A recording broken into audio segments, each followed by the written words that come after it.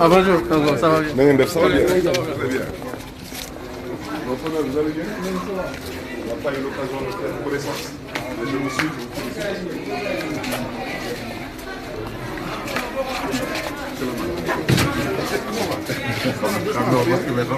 Avec nos masques là.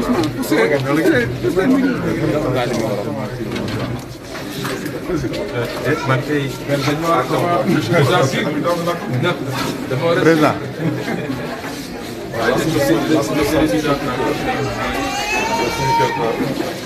Donc c'est un centre qui a quelques salles polyvalentes. Il est sous la gestion de la mairie de Dakar. Donc le maire de Dakar, Madame Moussa, va venir bien voulu de mettre à notre disposition. Et on a proposé donc au collectif des dégâts de Terme-Sud.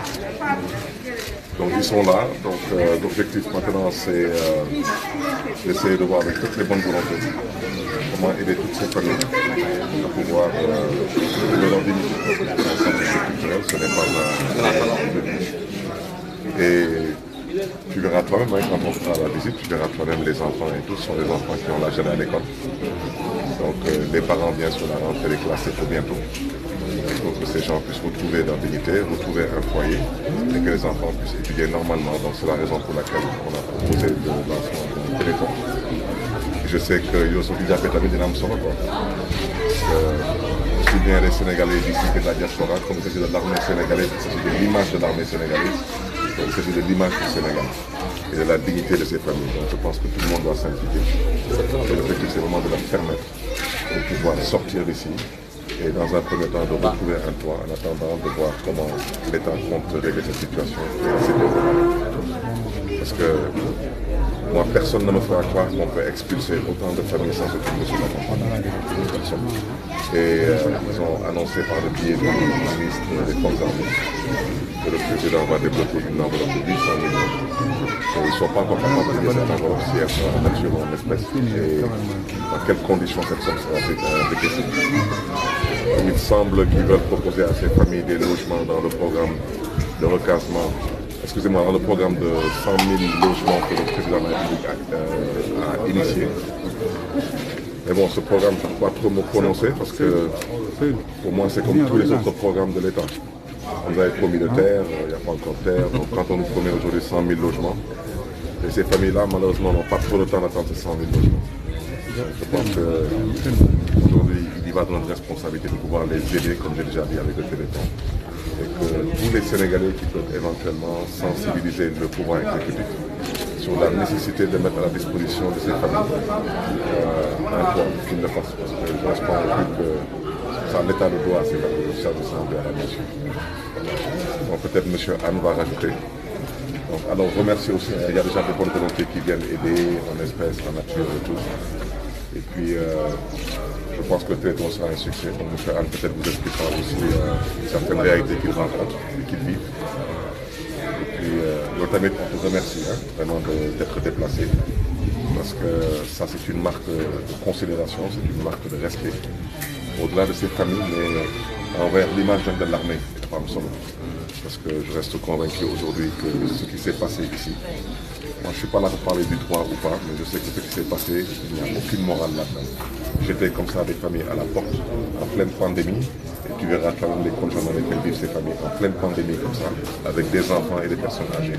C'est totalement irresponsable. Monsieur Anne, peut-être si vous voulez nous faire un tour.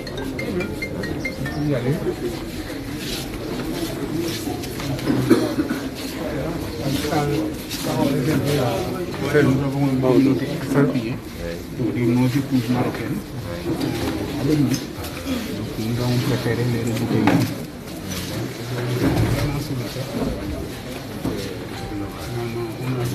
Nous avons même voulu éviter un incident diplomatique parce que ça aurait pu être le cas. Si jamais ces dames avaient voulu faire un sitting devant l'ambassade, ça aurait pu créer un type de situation. Donc nous avons préféré les privilégier, les accompagner et les loger en attendant de voir tout clair. Donc la première salle qu'on a fait passer, elle sert principalement de consultation. Depuis que nous sommes là, avec le choc, alors les enfants les personnes âgées. En fait, c'est des soins quotidiennement de petites maladies. Évacuées au niveau de la structure souvent. Comme il l'a si bien dit, nous avons des accompagnants à la Croix-Rouge, un team bénévolat qui nous accompagne tout ce qui est alimentation. Voilà. Et avec les qui sont traités en problème de défense.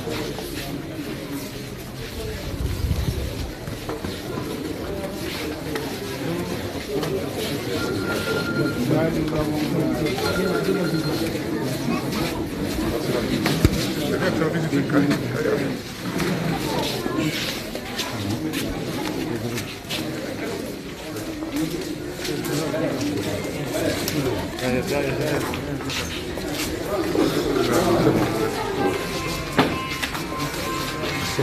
Assalamu alaikum.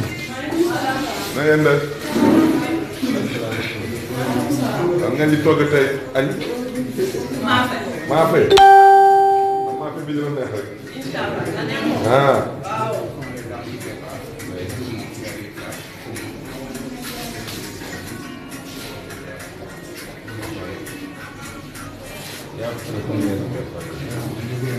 Présentement, les familles, les personnes qui ont besoin vont avoir quelque chose comme 400 à 500 personnes. Nous avons commencé à... Il y a des gens qui sont allés très loin, mais pas encore eu le temps de prendre des régions. Ceux qui ont besoin, dans 2 jours, il y en a qui vont au travail. Donc,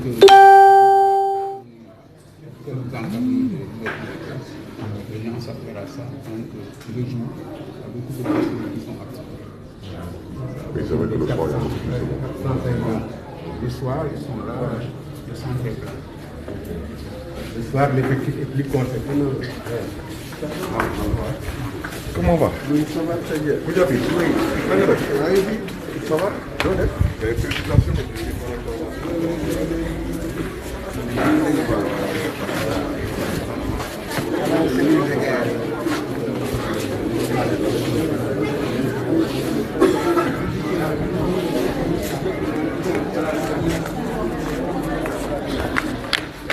Qu'on a mis à la disposition des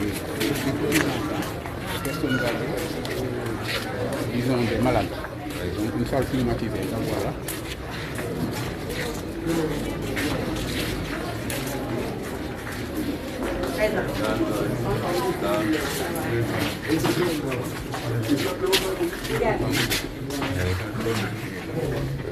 La nuit, Utilisé pour une salle de cette taille, est-ce que ça marchera? Ça va. Ça va faire un peu, oui. Ça refroidit. Ok.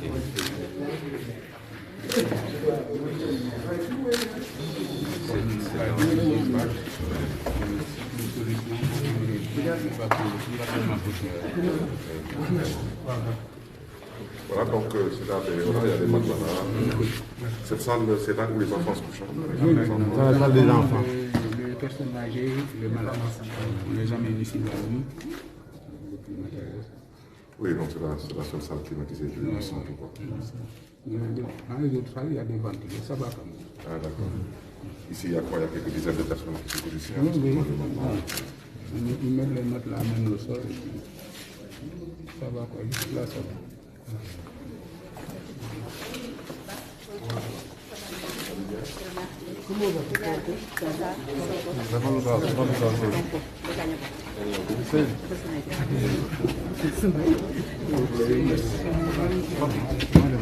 Oui, le militaire qui a parlé, on l'a mis aux armes. Parmi eux, il y a des gens qui sont encore en activité. On les a expulsés comme ça. Et on ne peut pas la chose. Le Sénat, le problème qui se pose, c'est que le commandement avait déclaré que les personnes les gens en activité seraient maintenus. Lui, partant de cela, il est allé au travail. Alors, on l'a rappelé pour lui dire que sa famille était en train d'être expulsée. Il est revenu et sous le choc, il a trouvé les caméras devant le domicile. Les autres collègues en activité étaient libres. Et ce qui l'a poussé quand même à faire une petite déclaration. Et c'est à partir de cette déclaration qu'il a été arrêté. Et on aurait entendu dire que la procédure était en cours pour sa libération. Donc, on est en train de tout faire.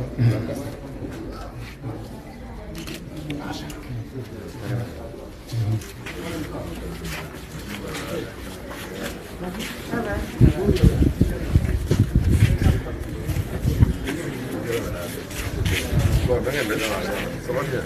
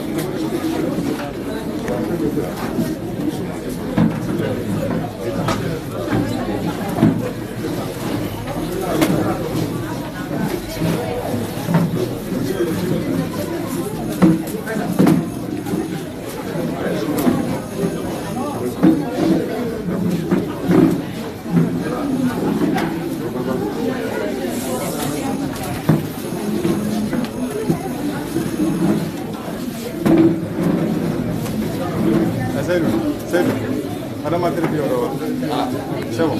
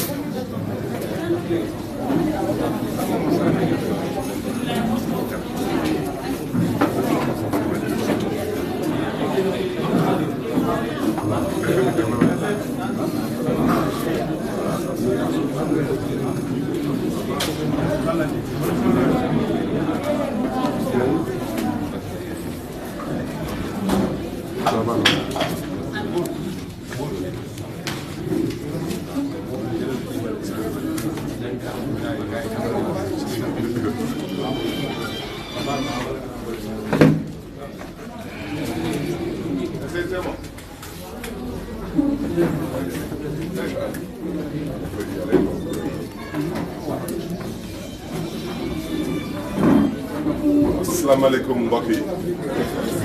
S'il vous plaît, vos portables, éteignez ou bien vous mettez ça sous vibreur. Vibreur, daf leen portable yi vibreur.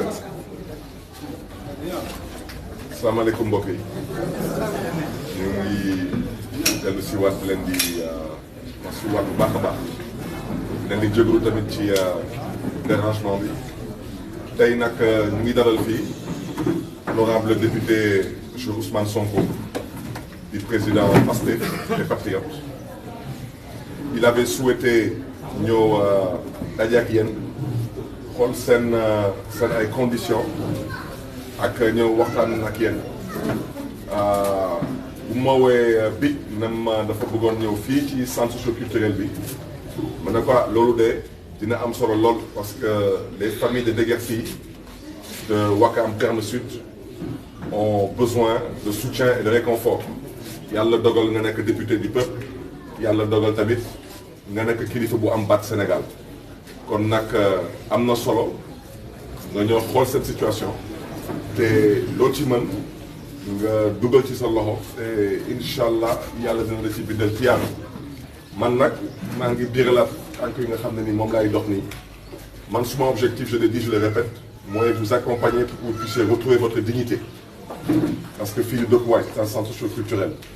J'ai eu à sensibiliser le président Ousmane Sonko ci loolu ma ne ko dinañ organiser benn téléthon avec la télé Sen TV qui sera animée par Iran Ndaw à qui j'ai parlé ak Ahmed Aïdara qui s'est aussi engagé vraiment à militer en faveur d'un soutien massif des Sénégalais.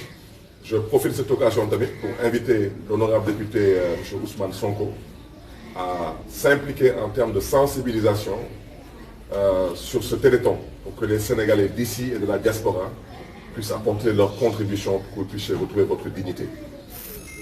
La présence de Ousmane Sonko dañ koy rafetlu parce qu'il s'apprête à organiser un point de presse. C'est un ancien inspecteur des impôts et des domaines, donc je pense que xam-xamam moom màcc na lool ci mbiru suuf.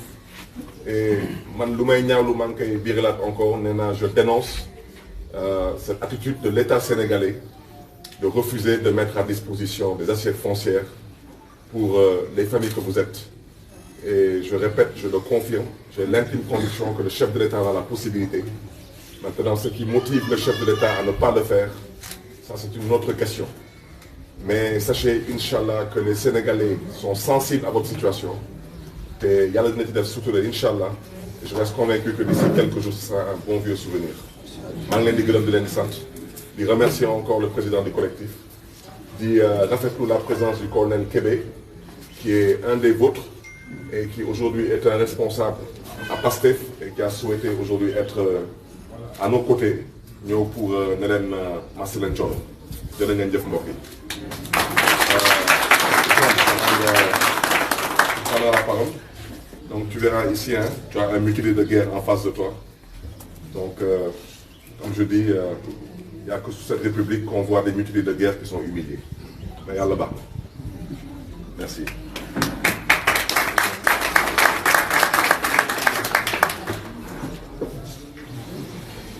mbokk yi asalaamaaleykum ñu ngi leen di nuyu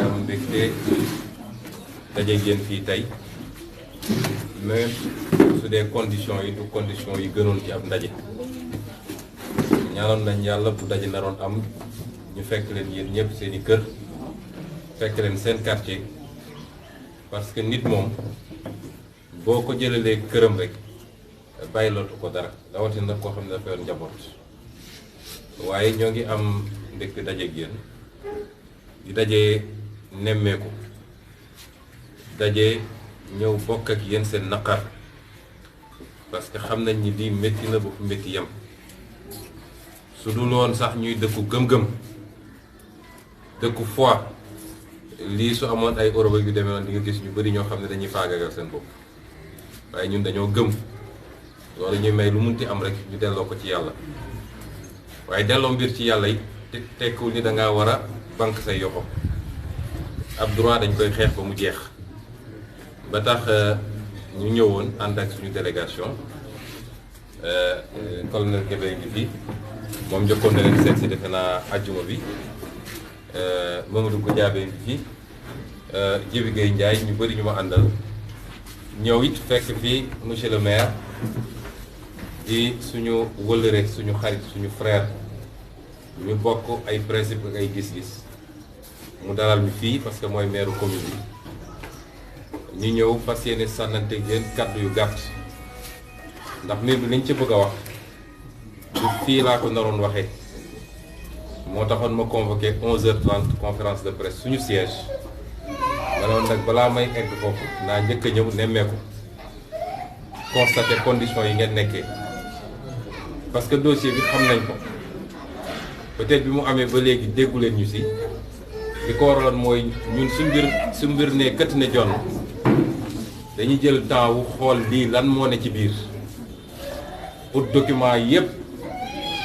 daal di déglu témoignage yépp bu ñu dajalee loolu yépp nag la ñuy jël li ñu am ci néew ci xam-xam boole kook liggéey ak ñeneen ñoo xam ne peut-être parce que pluridisciplinarité dafa baax ñeneen ñu xam ci beneen pàcc bu ñu ko dajalee ba jàpp ni lii war nañ ci àddu dinañ ci àddu te suñ ciy àddu suñu digganteeg yàlla la d'abord defuñu ko parce que fii xamuñu fi kenn en tout cas ni ma gisee ni de prime abord du nit ñu ma xam kon suñuy wax politique taxul ñu wax ut ay voix taxul ñu wax mais dañu jàpp ni su dee sax politique sax mun na tax parce que politique suñ ko jëlee ci sens noble bi mooy lii xew ci dëkk bi lii xew ci gox gi li xew ci réew mi nga war cee xool lan mooy luy jaadu nga ànd ceeg mandute bu mat sëkk nga ne lii mooy lu jaadu lii jaaduwut su dee compris sous ce sens mun nañ ko nangu sax ba tax loolu lañ doon dajale bi ñu ko dajalee nag ba am ci lu leer ba téye ko la ñu décidé ni nañ ci wax fas yéene ci wax tey te jàpp nañ ni suñu wax dina am lu mu leeral ci Sénégalais yi en tout cas dina am lu mu yokk ci précision ak leeral. ñoom Barthélémy def nañ déjà un travail formidable ci communication ñoom Guy Marius Sagna def nañu liggéey bu am solo ci communication ñeneen ak ñeneen mouvement yi jàpp naa ni la bataille de l'opinion même su dee Sénégal faraluñu di ko manifester Sénégal pour nga yëkkati nit ñi léeg-léeg lu jafe la waaye xam naa ni dans le cœur des Sénégalais 100 Sénégalais yooyu jël les 98 sont avec vous man loolu lu ma gëm la te loolu communication moo ko andi su doon communication sax fekk ay nit jaay leen doole génne leen seen i kër ci yenn anam yi sénégalais bëggul loolu Sénégal dafa am loo xam ne bokkul suñu culture ak suñu aada xamuñu loolu te seetlu nañ ni ci at yi weesu la fi gën a bëri nag tëjaate yu métti génn nit ñi ci seen kër jox ko keneen mu mel ni du ñoom ñëpp du ñu ay sénégalais yooyu yëpp sénégalais yi bëgguñu ko. ba tax comme soyez sûr que vous avez l'opinion avec vous ñaareel bi it mooy amaana mënaluñ leen lu bëri dina am loo xam ne ñu ngi koy def suñu wàll te dinañ ñëw ci discrétion nag parce que ñun noonu la ñuy fonctionner am lu ñu ci def suñu contribution mais dès à présent initiative bi nga xam ne ay nit jël nañ ko ne dañuy def téléthon dinaa ko wax léegi ci conférence de presse ma jiital ko fii di woo tous les Sénégalais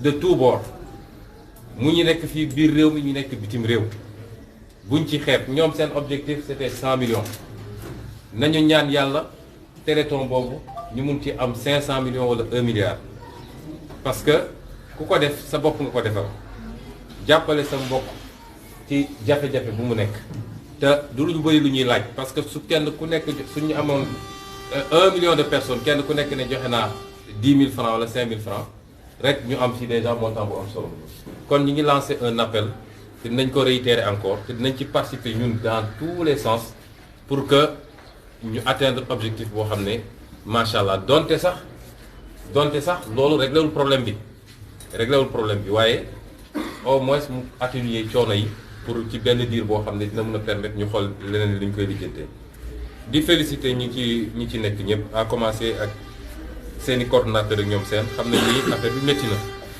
xam nañ it kenn ku nekk yéen ñu ngi vivre benn situation psychologique bu métti waaye c'est le moment d'être fort nit période nattu ngay gën a war nag ne yow wane ni law am na lu nekk ci yow ci gëm-gëm parce que nit ku baax rek la yàlla di nattu jàppee leen ko comme benn épreuve que vous allez traverser ñu ñaan yàlla muy doon loo xam ne ëllëg di ngeen ko nettali te it ku fi yaakaar ni am nga doole ba di ko jaay nit ñi di néew di doole yi di nga ko gis tôt ou tard parce que yàlla da dul seetaan injustice kon ñu leen di yokk appel boobu soyez fort il le faut parce que lu ko mooy rek day gën a métti boo amee ci yéen ñoo xam ne dañu commencer montrer des signes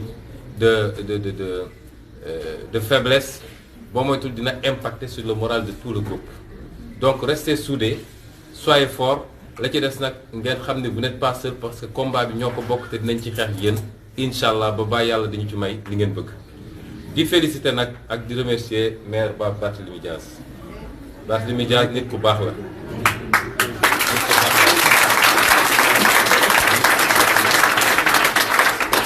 nit ku baax la nit ku dëggu la nit la koo xam ne Sénégal yëpp dañu war a fier ci moom Ndakaaru dañu war a am fierté ci moom parce que su doomu Sénégal ak doomu Ndakaaru yëpp meloon nii def naa dinañu avancé munoon na ne peut-être sax du sama mairie ndax fële la Wakam waaye jël na responsabilité am jóg dox ci li mu ci war a dox te def ko lu dul ngir yàlla kon je le félicite ici et je réitère ce que j'ai toujours dit Sénégal nag dëggu fi moo xaw a métti yenn saa yi lu ne dinañ ko wax dafa dëgër wax dafay agressé dafay lii waaye gis nga injustice dëgg-dëgg koy xeex foo jaar yenn saa yi nga dëgër parce que léeg-léeg xol bi mooy manifesté wu kon ñu ngi koy félicité di ko gërëm ak ñëpp ñu ko jàppale ci lii je crois que maire Soham Wardini ñu jàpp na ci également mais ñu ngi koy félicité bu baax di leen wax ni nag bu soobee yàlla liñ ci war a wax yëpp ba Sénégal yëpp dégg ko su ngeen toogee diir bu gàtt d'ici 1 heure temps peut-être di ngeen ci jot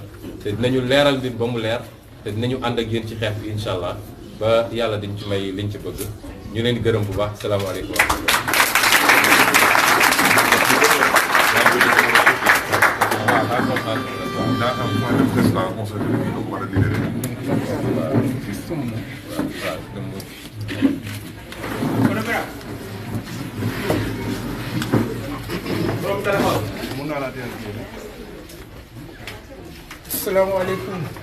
asalaamaaleykum mbooloo mi ñun collectif des habitants du Terme Sud ñoo fi dalal tey honorable député Ousmane Sonko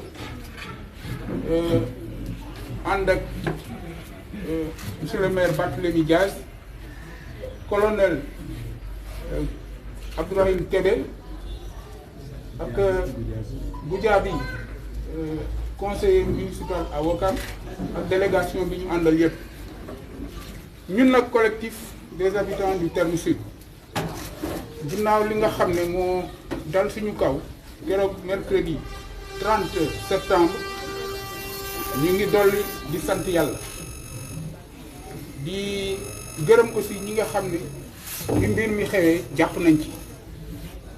nañ ci te yàlla rekk tax lii nag di injustice boo xam ne man sama position coordonnateur mën naa wax ne àddina yépp naqarlu nañ ko donc ñu bari waxtaan nañu ak man jokkoo naa ak ñoom ci biir réew mi ak ci bitim réew donc li ci des rek mooy ñi nga xam ne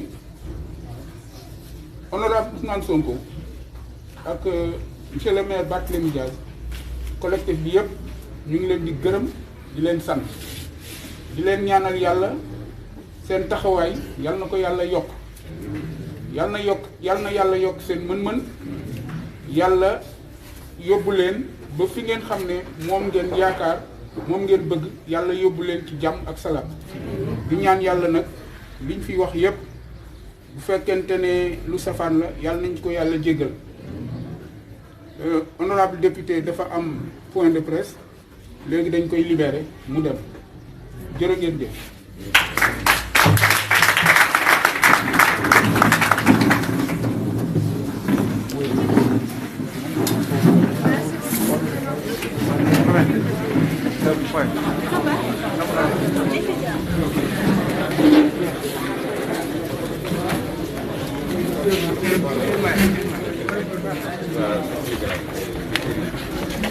Mais il faut que je def suivi parce qu'il y a des arguments.